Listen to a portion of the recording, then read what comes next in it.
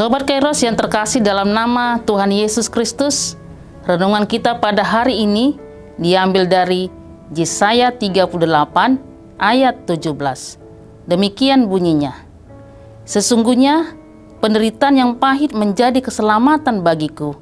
Engkaulah yang mencegah jiwaku dari lubang kebinasaan, sebab engkau telah melemparkan segala dosaku jauh dari hadapanmu.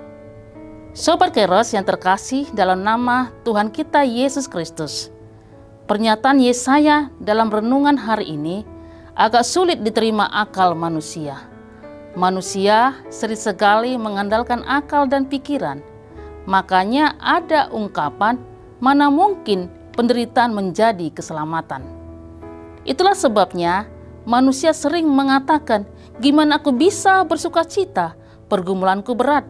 Sampai hari ini, gimana aku bisa tersenyum? Banyak masalah dalam hidupku. Belum selesai penderitaan yang satu, sudah datang penderitaan yang berikutnya. Inilah yang berlaku secara duniawi. Karena penderitaan itu cenderung membawa orang pada kesengsaraan. Tidak ada seorang pun yang kebal terhadap penderitaan atau terlindungi dari penderitaan. Dan tidak seorang pun yang menjalani kehidupan ini tanpa masalah. Tetapi yang perlu kita ingat Sobat Kairos, setiap penderitaan yang pahit itu semuanya berperan penting dalam proses pertumbuhan iman yang disiapkan Allah bagi kita. Sobat Kairos yang terkasih dalam nama Tuhan Yesus Kristus, kita sering mendengar syair sebuah lagu, tak selamanya mendung itu kelabu, dan habis hujan tampak pelangi. Sobat Kairos, penggalan lagu itu mau mengajak kita bahwa di balik penderitaan menanti sukacita. Demikian juga yang mau dikatakan nas ini. Yesaya memberikan jaminan kepada kita bahwa di balik duka ada suka. Allah memiliki suatu tujuan di balik segala penderitaan umatnya.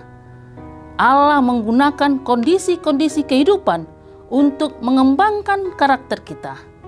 Bahkan kondisi itu mengajarkan setiap umatnya agar menjadi sekarakter dengan Allah.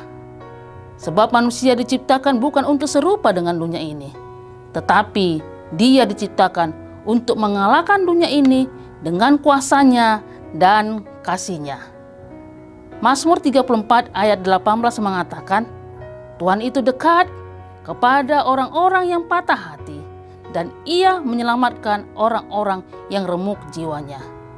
Artinya Sobat Kairos, Allah memakai penderitaan itu untuk menarik kita untuk lebih dekat kepadanya.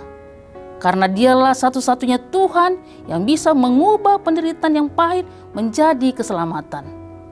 Dan hanya dialah yang menjamin hidup kita dulu bahkan sekarang. Di luar dia, tidak ada yang dapat menjamin keberlangsungan hidup umatnya di hari yang akan datang. Sobat Kairos yang terkasih, ketika kita mengalami masa-masa tergelap dalam hidup ini, stres, bahkan hampir putus asa, maka selama dalam penderitaan itu, kita diajak untuk banyak belajar sabar, belajar tegar, belajar tabah, setia, patuh, dan taat kepada Allah. Bahkan kita diajak untuk semakin meningkatkan ibadah kita dan doa-doa kita kepada Allah. Karena tidak ada lagi yang kita harapkan dalam hidup ini selain Allah. Tidak ada lagi yang dapat menolong kita selain Dia yang sudah menyelamatkan umatnya serta menebus kita dari dosa-dosa. Jadi melalui renungan hari ini, penderitaan mendorong kita untuk memandang kepada Allah. Andalkan Allah. Jangan andalkan diri sendiri, karena Allah satu-satunya yang kita miliki pemegang kendali tertinggi.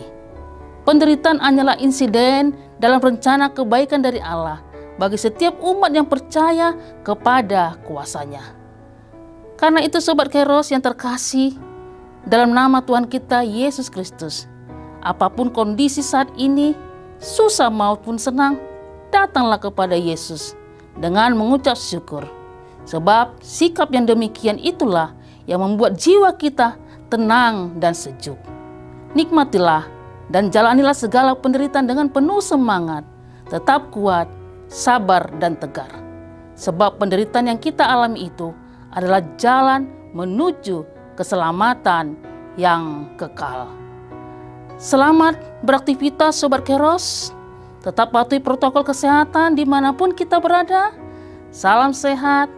Tuhan Yesus memberkati kita semua. Amin.